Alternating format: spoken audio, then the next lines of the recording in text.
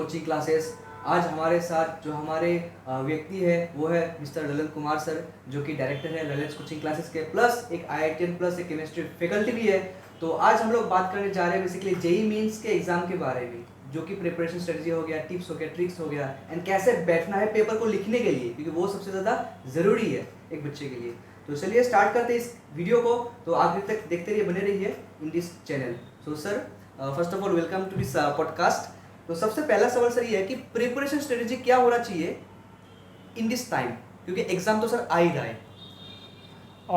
सबसे पहले जिनका जेई का एग्ज़ाम है अभी कल से स्टार्ट हो रहा है, उनको मेरे तरफ से बहुत बेस्ट विशेस और बेस्ट ऑफ लक। नर्वस होने का बिल्कुल ज़रूरत नहीं है, क्योंकि ये एग्ज़ाम में आपका जो प्रिपरेशन है, आपका जो कॉन्सेप्ट बिल्डअप हुआ है, उसी के बेसिस पे आप क्वेश्चन सॉल्व कर पाएंगे। कुछ पॉइंट्स हम शेयर करना चाहेंगे आज स्टूडेंट से, जिससे कि वो एग्ज़ाम में कैसे अपने आप को कूल रख सकें और कैसे आप एग्ज़ामिनेशन पेपर पे हावी हो सकें। सबसे पहले तो ये चीज़ है कि आप JEE का जो एग्ज़ाम होता है, JEE मेन या JEE एडवांस का जो एग्ज़ाम होता है, पेपर का क्वालिटी बहुत अच्छा होता है। JEE मेन का जो लेवल है उसमें कॉन्सेप्चुअल क्वेश्चंस आते हैं। तो आप कोई चीज़ बहुत ज़्यादा आप समझ रहे हैं कि आप उसको याद करके आप कर दीजिएगा, तो बहुत डिफ़िकल्ट है, चाहे वो केमिस्ट्री हो चाहे कोई भी दूसरा सब्जेक्ट हो। तो लास्ट डेज में हर स्टूडेंट को ये फॉलो करना चाहिए कि जो भी चीज़ वो लास्ट 2 ईयर या 3 इयर्स में पढ़ाई किए हैं, जो चीज़ भी आप फॉर्मूला पढ़े हैं, जो भी कॉन्सेप्ट सीखे हैं, उसका शॉर्ट नोट्स रिवाइज करें। और ऐसा चीज़ बिल्कुल ना पढ़ें जिससे अभी आपका कॉन्फिडेंस डाउन हो। अभी कॉन्फिडेंस बिल्कुल अप रखना है। हर स्टूडेंट को बिल्कुल पॉजिटिव रहना है। हर स्टूडेंट को ये सोचना है कि ये आपका गोल्डन अपॉर्चुनिटी है to show your inner strength in front of whole world. आप जेई मेन के एग्ज़ाम के थ्रू आपको IIT, NIT, अच्छे इंजीनियरिंग कॉलेज में पढ़ने का मौका मिलेगा। तो अच्छा इंजीनियर बनने के बाद क्या होता है, अच्छा कॉलेज मिलने के बाद क्या होता है, ये सब सारा थॉट्स आपको इंटरनली आपको मोटिवेट खुद को करना पड़ेगा। इसके लिए आप अपना विश्वास रखिए कि आप सब चीज़ पढ़ चुके हैं, और जो चीज़ पढ़ा हुआ है उसको बार बार रिवाइज कीजिए। और ऐसा रिवीजन स्ट्रेटजी होना चाहिए कि फॉर एग्जांपल केमिस्ट्री है, तो केमिस्ट्री में बहुत सारा पोर्शन आपको ऐसा मिलेगा, जैसे फिजिकल केमिस्ट्री है, ऑर्गेनिक केमिस्ट्री है, बिल्कुल लॉजिकल है। इनऑर्गेनिक केमिस्ट्री का 70% पार्ट आपका लॉजिकल है। तो जो लॉजिकल पार्ट है, जिसको आप बहुत प्रैक्टिस पहले ही कर चुके हैं, जिस पे आप क्वेश्चंस बना चुके हैं, रिवीजन टाइम में उस पर आपको बहुत ज़्यादा टाइम देने का ज़रूरत नहीं है। वो टाइम आप उस चीज़ पे देंगे जहाँ पे आप वो फॉर्मूला बार बार भूल जा रहे थे, वो स्ट्रक्चर बार बार भूल जा रहे थे। लास्ट टाइम में ये सबसे ज़्यादा इंपॉर्टेंट होता है कि हम उस चीज़ को ज़्यादा बार रिवाइज करें जो हमको साथ नहीं देता है, बार बार पढ़ने के बाद ही भूल जाते थे। फॉर एग्जाम्पल केमिस्ट्री में रोजेनमुंड रिएक्शन क्या है, रोजेनमुंड रिएक्शन का रिएजेंट क्या है, कैनिजारो रिएक्शन में कौन सा रिएजेंट यूज होता है, तो ये सब चीज़, सॉलिड स्टेट का वो लास्ट वाला पार्ट जिससे जेई मेन बहुत क्वेश्चन पूछता है, डिफेक्ट्स इन सॉलिड्स, तो ऐसा सब पार्ट, जैसे ऑर्गेनिक में पॉलीमर्स है, वहाँ से भी क्वेश्चन आएगा। और वैसा क्वेश्चन आएगा कि पूरा स्टूडेंट, हर स्टूडेंट उसको सॉल्व कर देगा। आप यदि नहीं सॉल्व करेंगे तो आप 4 मार्क्स से सबसे पीछे हो जाएंगे। तो वो छोटा छोटा पार्ट आपको इग्नोर नहीं करना है। और जो भी इनऑर्गेनिक का चैप्टर, जैसे P ब्लॉक का रिएक्शंस है, D ब्लॉक का रिएक्शंस है, वो लास्ट टाइम में आप उसको रिवाइज करेंगे, क्योंकि जो रटने वाला पार्ट होता है वो कम देर के लिए याद तो रह जाता है। हमको ज़्यादा दिन याद नहीं रखना है, बस अभी 3-4 दिन याद रखना है। तो लास्ट टाइम अभी आप जो पढ़ेंगे वो आपको याद रह जाएगा। और याद करने का सबसे बढ़िया तरीका है कि सबसे पहले आप किताब से उसको देखिए और खुद एक बार मन से आंख बंद करके उसको अपने दिमाग में एडजस्ट कर लीजिए और उसको फिर से प्लेन पेपर पे खुद से लिखिए। क्यों आप रिकॉल कर पा रहे हैं कि नहीं कर पा रहे हैं। बहुत स्टूडेंट क्या करते हैं, लास्ट टाइम में वो किताब देख लेते हैं कि हाँ ये तो हमको याद है, ये याद है, ये याद है। एग्जाम में जाते ही क्या होता है, वो सब ब्लैंक हो जाता है। तो उसको घर में पहले से ही उनको ब्लैंक पेपर पे खुद से रिकॉल करना है। ये फॉर्मूला था एनसीईआरटी में, पी ब्लॉक में, ये स्ट्रक्चर था, वो हम ड्रॉ कर पा रहे हैं कि नहीं कर पा रहे हैं। क्योंकि आप एग्जामिनेशन के लिए वो चीज़ छोड़ देंगे तो एग्जामिनेशन में आप 100% उसको गलती करेंगे। तो ये बहुत इंपॉर्टेंट पॉइंट है और हर स्टूडेंट को फॉलो करना चाहिए। रिगार्डिंग एग्जामिनेशन, जो जेईई मेन का एग्जामिनेशन होता है बहुत क्वालिटी का एग्जाम है और ऐसा नहीं है कि आप रट के गए हैं तो आप बहुत अच्छा कर पाएंगे। आपका कॉन्सेप्ट होना पड़ेगा, there is no compromise between concept. लेकिन एक चीज़ और, वहाँ पे बहुत सारे स्टूडेंट गड़बड़ कर देते हैं कि वहाँ जाके नर्वस हो जाते हैं, सोचते हैं कि हम तो ऑल इंडिया एंट्रेंस में बैठे हैं, इसमें तो कितना अच्छा अच्छा स्टूडेंट बैठा होगा। क्वेश्चंस ऐसे रहते हैं जो पहला क्वेश्चन आप बनाएंगे तो आपको लगेगा कि जो पढ़े थे वो मतलब आया ही नहीं, नया चीज़ आ गया। तो इस समय हमेशा एक सेल्फ कॉन्फिडेंस रखना चाहिए हर स्टूडेंट को। एग्ज़ाम में जाइए, कोई फॉर्मेलिटी के साथ नहीं जाइए, बिल्कुल रिलैक्स होकर जाइए और एग्ज़ाम में क्वेश्चन सॉल्व करना है तो डायरेक्ट उस पर ये सोच के आपको सॉल्व करना है कि एक कॉन्सेप्ट आपको पढ़ा हुआ है और जो कॉन्सेप्ट आपका पढ़ा हुआ है वो आप उसमें आपका सक्सेस का प्रोबेबिलिटी, उस क्वेश्चन को करने का सक्सेस का प्रोबेबिलिटी आपका ज़्यादा होगा। मतलब प्रीवियसली जो भी जिस चीज़ में मेहनत किया जाता है, खासकर केमिस्ट्री का रूल है, यदि आप केमिस्ट्री को टाइम दिए हो तो वह 4 में से 1 करेक्ट ही करेगा। तो यदि आप पहले पढ़े हो तो पेशेंस के साथ उसको टाइम दो। एग्जामिनेशन हॉल में उसको टाइम नहीं दोगे, जल्दीबाजी करोगे, निगेटिव सोचोगे, मेरा नहीं होगा तो क्या होगा, कुछ अलग चीज़ सोचने लगोगे, कुछ सोचोगे कि बहुत ज़्यादा टाइम लग रहा है, तो ये सब निगेटिव थॉट्स हटा के उस क्वेश्चन पे आप ऑनेस्टी से अपना प्रीवियस जो भी मेमोरी है उसको रिकॉल कीजिए कि what should be the correct answer. मेरे को बी ऑप्शन लग रहा है, सी भी लग रहा है, किसका प्रोबेबिलिटी ज़्यादा है। तो वहाँ पे आपको शांति जब आपके माइंड में नहीं रहेगा तो आप वहाँ गलती कर ही दोगे। बी भी लग रहा है, सी भी लग रहा है, तो वहाँ पे अच्छे से रिकॉल करना है, टाइम देना है, कुछ लॉजिक ढूंढना है कि आप पहले उस पर किस में ज़्यादा कॉन्फिडेंट है, कौन सा कॉन्सेप्ट आपको ज़्यादा रिकॉल कर रहा है, कौन सा कॉन्सेप्ट ऐसा लग रहा है कि ये बिल्कुल सही एक्सप्लेनेशन दे रहा है। तो ऐसा जगह पे आपका माइंड यदि शांत नहीं रहेगा, कूल नहीं रहेगा, तो आप 100% गलत करोगे।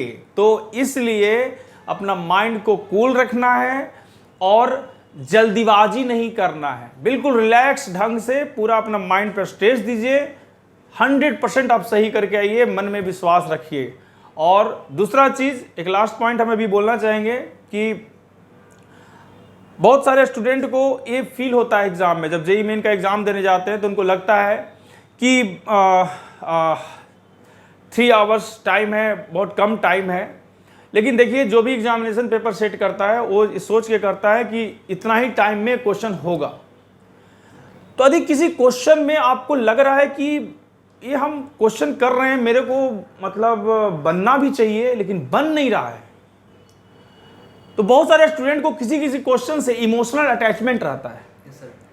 वो क्या करते हैं, जैसे प्रोबेबिलिटी का क्वेश्चन है, अरे प्रोबेबिलिटी हम बहुत बनाए थे, अब मेरे से क्वेश्चन नहीं बन रहा है, तो इमोशनल हो जाते हैं कि नहीं हम तो सॉल्व करके ही रहेंगे, प्रोबेबिलिटी का क्वेश्चन चाहे आधा घंटा लगे हम सॉल्व करके ही रहेंगे। ऐसा गलती कभी मत कीजिएगा, क्योंकि एक कंपटीशन है, वहाँ पे आपका टोटल मार्क्स काउंट होगा। आप भले ही मान लिया कि ऑर्गेनिक बहुत अच्छा जानते हैं, लेकिन आप वहाँ पे हो सकता है कि एक आध क्वेश्चन ऐसा दे दे कि उसमें मतलब आपसे बने ही ना।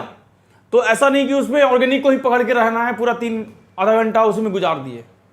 डोंट बी इमोशनल, एकदम ऐसा रहना है कि किसी भी क्वेश्चन में मैक्सिमम, फिजिक्स मैथ का क्वेश्चन है, मैक्सिमम 5 मिनट से ज़्यादा टाइम नहीं देना है। केमिस्ट्री का क्वेश्चन है, फिजिकल केमिस्ट्री का, मैक्सिमम कैलकुलेशन में हो सकता है टाइम 3-4 मिनट्स लगेगा, उससे ज़्यादा लग रहा है तो कुछ गड़बड़ है, आप इमीडिएटली आगे बढ़िए। बहुत सारा क्वेश्चन आपका वेट कर रहा है और इसमें हमेशा एक चीज़ याद रखना है कि आप क्वेश्चन पे जाएंगे तो क्वेश्चन पेपर पे आपको हावी होना है, क्वेश्चन पेपर आप पे हावी नहीं होना चाहिए।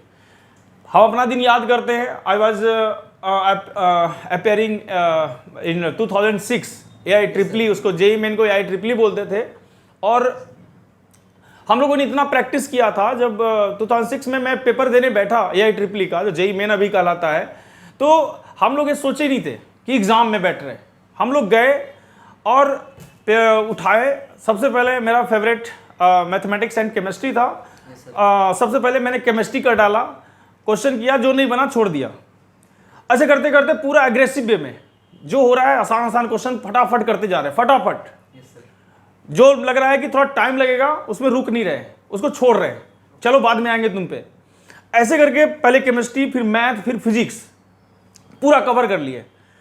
फिर मेरा फेवरेट केमिस्ट्री का जो जो क्वेश्चन मेरे से नहीं बना था, मैथ का जो जो क्वेश्चन नहीं बना था, उसको ढूंढ ढूंढ के बीच वाले टाइम में, मतलब उसको फिर कंप्लीट किए, उसको तोड़े कि नहीं तुम मेरे से नहीं बनेगा, तुम तो मेरा फेवरेट है।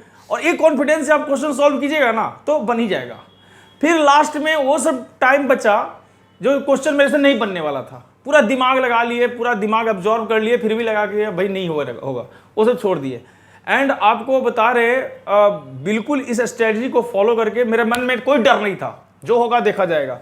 I got 2452 all India rank, and 2452 all India rank था। और उसमें मतलब मेरे को NIT त्रिची में कंप्यूटर साइंस मिल रहा था, मेरे को IIT में जाना था, IIT में भी मेरा रैंक अच्छा था, 2647 था, तो मैं IIT गुवाहाटी आया। बट ये आपके मन से डर यदि हटा दीजिएगा ना तो आपका पेपर एकदम आसान हो जाएगा, आपके सामने है ही नहीं। क्योंकि जो टेस्ट होता है ना, टेस्ट कुछ अलग चीज़ नहीं होता है, वो आपके प्रीवियस 2 इयर्स 3 इयर्स का जो मेहनत होता है, आप कितना मेहनत किए हो, कितना डेप्थ में पढ़े हो, उसका जस्ट एक रिफ्लेक्शन है। तो आप मेहनत नहीं किए हो भैया तो आप कुछ नहीं कर पाओगे, ये बात भी है।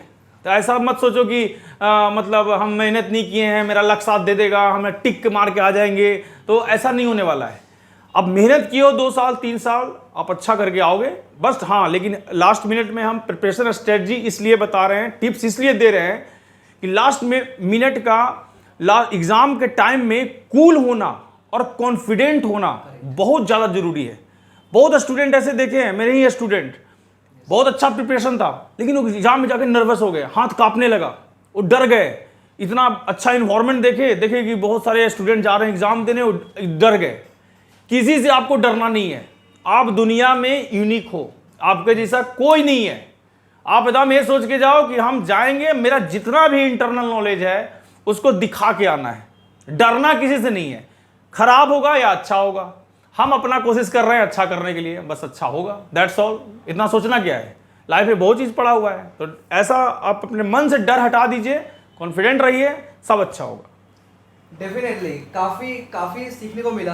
बस बच्चों का एक सवाल बहुत आया है मुझे, यह है कि सर सबसे पहले कौन सा सब्जेक्ट करे, फिजिक्स करे, केमिस्ट्री करे कि मैथ्स करे, आखिर में कौन सा करे। एंड सेकंड क्वेश्चन कि कितना टाइम दे, मान लीजिए केमिस्ट्री को हम लोग 1 घंटा दे, मैथ्स को 1 घंटा, फिजिक्स को 1 घंटा दे, या फिर किसी को 1.5 घंटा भी दे सकते हैं। क्या सर सोल्यूशन है सर इसका बच्चों का? देखिए JEE का सिलेबस है फिजिक्स केमिस्ट्री मैथ, एंड किसी भी JEE एस्पिरेंट्स के लिए फिजिक्स केमिस्ट्री मैथ होना ही नहीं चाहिए, डिफरेंशिएशन। फिजिक्स केमिस्ट्री मैथ सबका क्वेश्चन एक लगना चाहिए, आपके लिए कोई अलग नहीं है।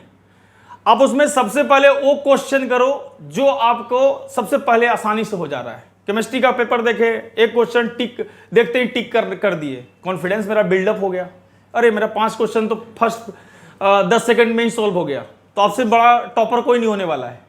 तो फिजिक्स केमिस्ट्री मैथ में डिफर मत करो, जो चीज़ आपको आए उसको सबसे पहले सॉल्व कर डालो, क्योंकि आपको इनिशियल एग्जामिनेशन में आपको कॉन्फिडेंस बिल्डअप करना है।